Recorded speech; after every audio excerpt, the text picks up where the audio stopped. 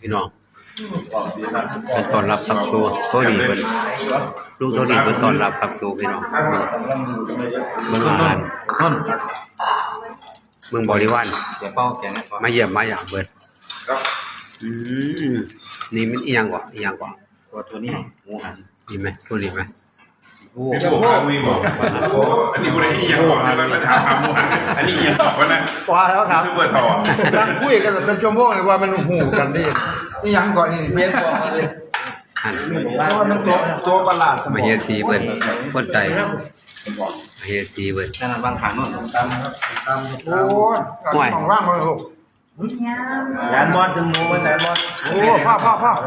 อันหามานี่สิบ่ให้มาอีกแม่นบ่บรรลุนบ่ให้มาอีกแม่นบ่เราต้องกินให้อิ่มพรุ่งนี้ป้าตัวใช้พลังงานเยอะให้กินมื้อนี้พอเลยตัวนี้มาขึ้นเก่าปาดพี่น้องอุดมสมบูรณ์ครับเสียนนท์เสียบ่นนท์เราจัดใหม่นะทีนี้เราจัดใหม่ก็กินนั่งคนเดิน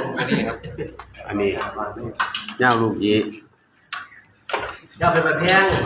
ฮะอย่าไปประเพียงเนี่ยเอาก็บ่ได้ตอนเนาะย่างลูกยีเป็นบันเป็นอันนี้ครับเนี่ยทำแม่เป็นบันแพง